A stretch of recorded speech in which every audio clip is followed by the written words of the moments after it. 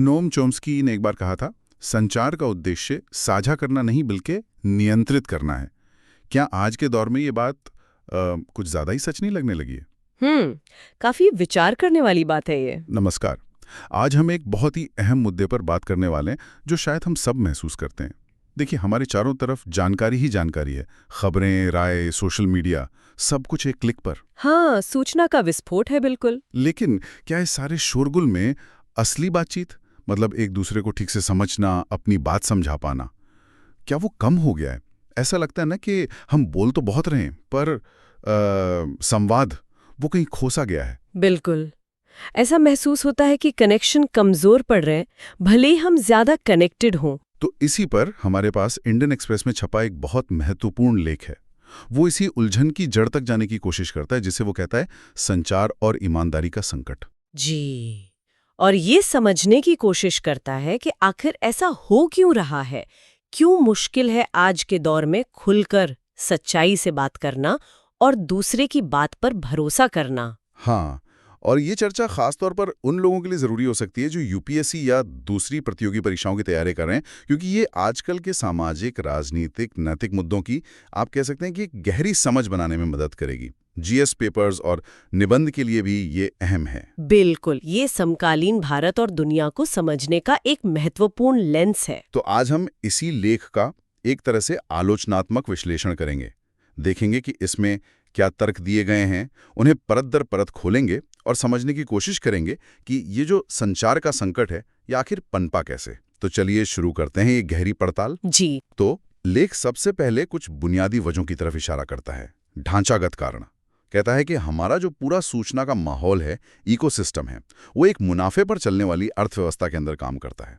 इसका क्या मतलब हुआ? इसका मतलब ये है कि जानकारी कैसे बहेगी, कौन सी बात ज्यादा फैलेगी, ये अक्सर इस बात से तय होता है कि उससे पैसा कैसे बनेगा, ना कि वो कितनी सच्ची या जरूरी है। अच्छा। हाँ, मतलब जो प्लेटफॉर्म्स हैं, मीडिया हाउसेस हैं, उनका पहला मकसद क्या होता है? ज्यादा से ज्यादा लोग उन्हें देखें, सुने, पढ़ें, ताकि विज्ञापन मिले, सब्सक्रिप्शन बढ़े। तो फिर तो सनसनीखेज या भड़काऊ चीजें ज्यादा चलेंगी क्योंकि वो ध्यान खींचती हैं। बिल्कुल, शक पैदा करने वाली बातें, गलत जानकारी, दिखावा, ध्रुवीकरण, इन सबको बढ़ावा मिलता है क्योंकि इनसे लोगों का ध्यान ज्यादा जाता है, क्लिक्स ज्यादा मिलते हैं, एंगेजमेंट बढ़ता है और एंगेजमेंट से पैसा बनता है। यानी हर बयान का, हर विचार का, यहाँ तक कि लड़ाई झगड़े का भी मुद्रीकरण हो रहा है, पैसा बन रहा है उससे। हाँ, तो बातचीत का मकसद सिर्फ अपनी बात कहना या समझना नहीं रह गया, बल्कि ध्यान खींचकर उससे कुछ हासिल करना बन गया है, लाभ कमाना। और लेख ये भी कहता है कि बुरा संचार, मतलब गलत जानकारी या नफरत भरी बातें भी इस सिस्टम में पैसा कमा सकती हैं। ये तो बहुत गड़बड़ बात है। हाँ, ये बहुत चिंता की बात है। ये जो मुनाफे का लॉजिक है, यही बातचीत के स्वभाव को बदल रहा है। जब हर चीज का लक्ष्य पैसा या एंगेजमेंट बन जाए, तो फिर ईमानदारी, सच्चाई, ये सब पीछे छूट जाते हैं। और फिर शोर ज्यादा हो जाता है, मतलब की बात कम। बिल्कुल, और ये सिर्फ बड़े मीडिया की बात नहीं है, ये सोशल मीडिया पर जो हम आपस में बात करते हैं उस पर भी लागू होता है। अच्छा, इसके बाद लेख राजनीतिक कारणों की बात करता है, जैसे बढ़ता हुआ ध्रुवीकरण, पोलराइजेशन, जी, अपने ही जैसे विचार वालों के बीच घिरे रहना, जिसे इको चेम्बर कहते हैं। सोशल मीडिया के एल्गोरिदम्स जो हमें वही दिखाते हैं जो हम पसंद करते हैं। हाँ, और हम सबका अपने अपने विचारधारा वाले ऑनलाइन ग्रुप्स में सिमट जाना। पर क्या ये वाकई सच है कि हम दूसरे विचारों से बिल्कुल कट गए हैं? इस पे देखिए, रिसर्च थोड़ी मिली जुली है। ये कहना मुश्किल है कि लोग एकदम ही अनजान हैं।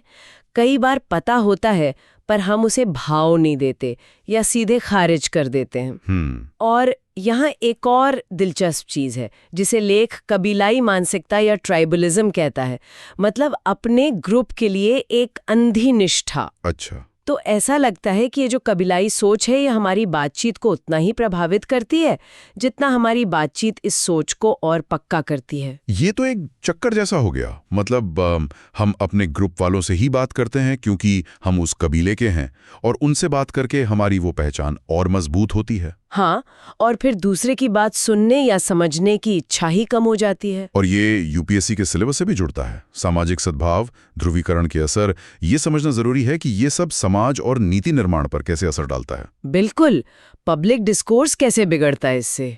चलिए अब लेख एक और गहरे बदलाव की तरफ बढ़ता है, सांस्कृतिक बदलाव। ये शायद और भी बुनियादी है। लेख कहता है कि आजकल पहचान पर आधारित अभिव्यक्ति, मतलब मैं कौन हूं ये जताने वाली बातें बढ़ गई हैं और हम ईमानदारी यानी सिंसेरिटी से हटकर प्रामाणिकता यानी ऑथेंटिसिटी की तरफ चले गए हैं। इनमें क्या फर्क है, ये थोड़ा समझाएंगी? हाँ, ये बहुत ही महत्वपूर्ण अंतर है और इसे समझना जरूरी है। देखिए, पारंपरिक तौर पर ईमानदारी का मतलब होता था कि आपके अंदर जो विश्वास है, जो आप सच मानते हैं, उसे आप दूसरों के सामने रखें, इस इरादे से कि एक साझा समझ बने। अच्छा। इसमें खुद को जानना और दूसरों से जुड़ने की कोशिश दोनों शामिल थे। आप ये उम्मीद करते थे कि दूसरा आपकी नीयत समझेगा, आपकी बात समझेगा, भले ही वो आपसे सहमत ना हो। और प्रामाणिकता आजकल वाली? आजकल प्रामाणिकता का मतलब थोड़ा बदल गया है। अब जोर इस बात पर है कि मैं अपने प्रति सच्चा हूँ। मतलब मैं जैसा अंदर से महसूस कर रहा हूँ, जैसा हूँ, उसे बिना किसी फिल्टर के, बिना किसी लाग लपेट के दिखाऊंगा, चाहे वो दूसरों को कैसा भी लगे। हाँ, मुख्य बात यह है कि ये असली मैं हूँ। यहाँ लक्ष्य कोई कॉमन ग्राउंड बनाना नहीं, बल्कि अपनी यूनिकनेस, अपनी अंदरूनी स्थिति का एक तरह से प्रदर्शन करना बन गया है। ओह, तो मतलब बातचीत अब एक तरह का परफॉर्मेंस ज्यादा बन गई है, खुद को दिखाने का जरिया, बजाय इसके कि हम मिलकर किसी सच या समझ तक पहुंचे। लेख का इशारा कुछ इसी तरफ है। जब बात करने का मुख्य उद्देश्य पैसा कमाना हो, या अपने ग्रुप को मजबूत करना हो, या सिर्फ खुद का प्रदर्शन करना हो, तो ईमानदारी कहीं पीछे छूट जाती है। और पॉल ग्रेस या रामचंद्र गांधी जैसे विचारकों ने भी यही कहा था कि बातचीत तभी मुमकिन है जब हम ये मानकर चलें कि सामने वाला ईमानदारी से बोल रहा है। ये सिर्फ कोई नैतिक गुण नहीं है, ये बातचीत की बुनियादी जरूरत है। अच्छा। बर्नार्ड विलियम्स ने भी कहा कि सच्चाई, एक्यूरेसी और ईमानदारी, सिंसेरिटी, ये किसी भी सत्य पर आधारित व्यवस्था की नींव होती हैं, कॉन्स्टिट्यूटिव एलिमेंट्स। बाप रे, अगर ईमानदारी ही नींव है तो इसका मतलब ईमानदारी का खत्म होना सिर्फ भरोसे का खत्म होना नहीं है, ये तो बातचीत का और शायद सच की संभावना का ही खत्म होना है। बिल्कुल, आप सही समझ रहे हैं। जब हम ये मान ही नहीं सकते कि दूसरा इंसान ईमानदारी से बात कर रहा है, तो फिर बात करने का कोई मतलब ही नहीं रह जाता। वो सिर्फ शोर बन जाता है, संवाद नहीं रहता। और बिना संवाद के हम एक समाज के तौर पर कैसे आगे बढ़ेंगे, साझा समझ कैसे बनेगी? यही सबसे बड़ा सवाल है। लेकिन लेख कहता है कि चुनौती शायद और भी गहरी है। वो कहता है ईमानदारी सिर्फ मन की बात नहीं है, उसे समाज में दिखना भी चाहिए, एक व्यवहार के रूप में। पर आज का जो माहौल है उसने ईमानदारी को अपठनीय बना दिया है। मतलब हम उसे पढ़ ही नहीं पाते, समझ ही नहीं पाते कि कौन ईमानदार है। ऐसा क्यों? इसके कई कारण लेख गिनाता है। एक तो हमारी बातचीत का तरीका ही बहुत बदल गया है। जैसे व्यंग्य, मतलब आयरॉनिकल बातें करना, कटाक्ष, स्नार्क। हाँ, हर बात में ताना मारना या मजाक उड़ाना। हाँ, और हर बात में बड़े चतुराई दिखाना, हाजिर जवाबी का प्रदर्शन करना, ये सब इतना आम हो गया कि कोई सीधी सादी दिल से निकली बात कहे तो अजीब लगता है, या यकीन नहीं होता। हाँ, यकीन नहीं होता। लगता है कि जरूर इसके पीछे भी कोई चाल होगी। जब हर कोई एक तरह का मुखौटा पहने हैं, परफॉर्म कर रहा है, तो असली चेहरा कैसे दिखेगा? और दूसरा कारण लेख बताता है उधार के शब्द, बोरोड वर्ड्स। इसका क्या मतलब है? देखिए, वैसे तो हम जो भी भाषा बोलते हैं वो हमने सीखी ही होती है, तो एक तरह से सब उधार का ही है। लेकिन यहाँ मतलब उन शब्दों या बयानों से है जो लगते तो निजी हैं पर होते नहीं। जैसे बड़ी कंपनियों या नेताओं के बड़े सधे हुए, सोच समझकर तैयार किए गए बयान, या आजकल सोशल मीडिया पर जो ट्रेंडिंग मुद्दे या नारे चलते हैं। हाँ, कई बार लगता है सब एक ही स्क्रिप्ट पढ़ रहे हैं। बिल्कुल, लगता है कि किसी पीआर टीम ने या किसी खास विचारधारा वाले ग्रुप ने तैयार किया है और लोग बस उसे दोहरा रहे हैं। उसमें उनकी अपनी असली भावना, उनका अपना विश्वास खोजना बहुत मुश्किल होता है। ये बात सुनकर मुझे याद आया, मैंने कहीं पढ़ा था कि अब एआई का इस्तेमाल करके ऑनलाइन झगड़ों को शिष्ट बनाने की बात हो रही है। मतलब कोई प्रोग्राम आपके गुस्से वाले ट्वीट को नरम भाषा में बदल देगा। सुनने में तो ठीक लगता है कि शायद कड़वाहट कम हो। हाँ, सुनने में तो अच्छा लगता है, लेकिन ये एक बहुत बड़ा सवाल खड़ा करता है। अगर हम ऐसी दुनिया की तरफ जा रहे हैं जहां हमारे शब्द भी हमारे अपने नहीं होंगे, एआई उन्हें सुधारेगा या लिखेगा, तो फिर ईमानदारी का क्या होगा? मतलब क्या ईमानदारी और हमारे कहे शब्दों के बीच का रिश्ता ही टूट जाएगा? हाँ, ये एक बहुत बड़ा खतरा है। हम शायद लिखते हैं कि ये एआई ने लिखा है, लेकिन असली विचार और मशीन के तराशे हुए शब्दों के बीच की लकीर तो धुंधली हो ही जाएगी। कुछ विचारक तो जैसे ब्योंग चुल हान, वो तो यहाँ तक कहते हैं कि आज के दौर में ईमानदारी संरचनात्मक रूप से ही असंभव हो गई है, स्ट्रक्चरली इम्पॉसिबल। हाँ, उनका तर्क है कि ईमानदारी को समझने के लिए, उसे सराहने के लिए एक साझा संदर्भ, एक शेयर्ड कॉन्टेक्स्ट चाहिए होता है। और वो संदर्भ अब रहा नहीं। हाँ, यहीं पर संदर्भ का पतन या कोलैप्स ऑफ कॉन्टेक्स्ट वाली बात आती है। आज डिजिटल दुनिया में कोई भी बात कहीं से भी उठाकर किसी भी माहौल में पेश की जा सकती है। जैसे कोई मजाक दोस्तों के बीच किया और उसका स्क्रीनशॉट वायरल हो गया। बिल्कुल। और अब पूरी दुनिया उसे अपने अपने चश्मे से देख रही है। जो बात एक जगह नॉर्मल थी, वो दूसरी जगह बहुत खराब मानी जा सकती है। वो जो सामाजिक नियम थे, मान्यताएं थी जो ईमानदारी को समझने में मदद करती थी, वो अब कमजोर पड़ गई हैं। और इसके साथ ही लेख ये भी कहता है कि पब्लिक और प्राइवेट लाइफ के बीच की जो रेखा थी, वो भी मिट रही है। पहले लोग अपनी बहुत सी निजी बातें निजी ही रखते थे, अब सोशल मीडिया पर सब कुछ तुरंत शेयर करने का चलन है। हर विचार, हर भावना प्रदर्शन की चीज बन गई है। और जब हर चीज का प्रदर्शन होने लगता है तो ईमानदारी की जगह दिखावा ले लेता है। एग्जिबिशनिज्म। लोग वो कहने लगते हैं, वो दिखाने लगते हैं जो उन्हें लगता है भी पॉपुलर होगा, जिससे उनकी इमेज अच्छी बनेगी, न कि वो सच में सोचते या महसूस करते हैं। तो हम फिर से उसी दिखावटी प्रामाणिकता पर आ जाते हैं, सच्ची ईमानदारी पर नहीं। और हमारे समय का जो राजनीतिक माहौल है, वो इस समस्या को और बढ़ा रहा है ना? बिल्कुल। लेख उदाहरण देता है कि कैसे कई कंपनियां या लोग जो पहले किसी मुद्दे के बड़े समर्थक थे, मान लीजिए क्लाइमेट चेंज या पॉजिटिव एक्शन, हाँ, फिर जैसे ही राजनीतिक हवा बदली, वो अचानक उसके खिलाफ हो गए। और शायद हवा फिर बदले तो वो दोबारा समर्थक बन जाए। ऐसा तो दिखता है काफी। ये बार बार होता है तो शक पैदा होता है कि भाई उनका कौन सा वाला स्टैंड ईमानदार था, पहले वाला, अब वाला, या कोई भी नहीं। इससे पब्लिक लाइफ में ईमानदारी पर भरोसा और कम होता है। जी। और यूपीएससी एस्पिरेंट्स के लिए ये समझना जरूरी है कि कैसे ये पॉलिटिकल अवसरवादिता नैतिक मूल्यों को और पब्लिक ट्रस्ट को नुकसान पहुंचाती है। लेकिन ईमानदारी के कम होने का एक और कारण बताता है जो कम डिस्कस होता है पर बहुत दिलचस्प है। महत्व का असंतुलन, सेलियंस मिसमैच। ये क्या चीज है? हम अक्सर सोचते हैं कि हमारा दूसरों से झगड़ा इसलिए होता है क्योंकि उनके पास गलत जानकारी है या वो जानबूझकर सच नहीं मानना चाहते। हाँ, मोटिवेटेड बिलीफ जिसे कहते हैं। लेकिन लेख कहता है कि कई बार मसला जानकारी का नहीं, प्राथमिकता का होता है। महत्व का असंतुलन का मतलब है कि जो मुद्दे, जो अन्याय, जो बातें मेरे लिए बहुत ज्यादा मायने रखती हैं, मेरे लिए बहुत जरूरी हैं, हो सकता है वो दूसरे के लिए उतनी जरूरी ना हो। अच्छा, कोई उदाहरण? जैसे मान लीजिए मेरे लिए देश में बढ़ती गरीबी और असमानता सबसे बड़ा मुद्दा है। मुझे लगता है इस पर फौरन कुछ होना चाहिए। लेकिन शायद किसी और के लिए राष्ट्रीय सुरक्षा या धार्मिक पहचान का मुद्दा सबसे अहम है।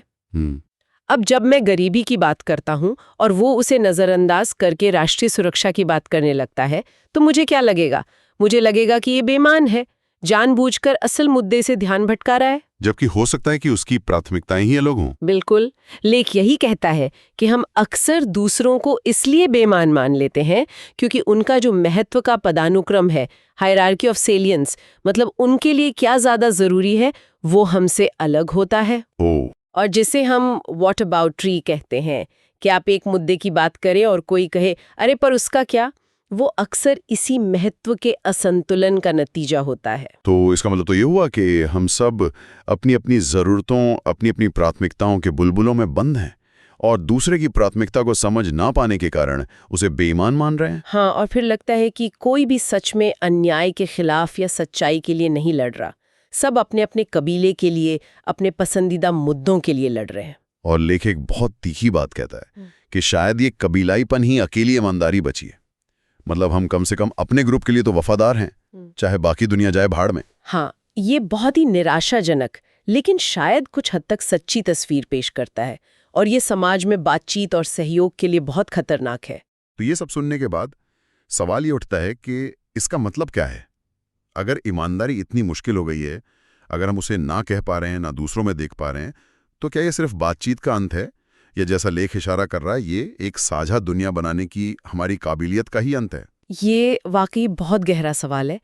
देखिए, हम सब शायद खुद को तो ईमानदार मानते हैं, अपनी नीयत पर हमें शक नहीं होता, लेकिन अगर ईमानदारी एक सामाजिक चीज के तौर पर काम नहीं कर पा रही, अगर हम एक दूसरे की ईमानदारी पर भरोसा ही नहीं कर सकते, तो समाज चलेगा कैसे?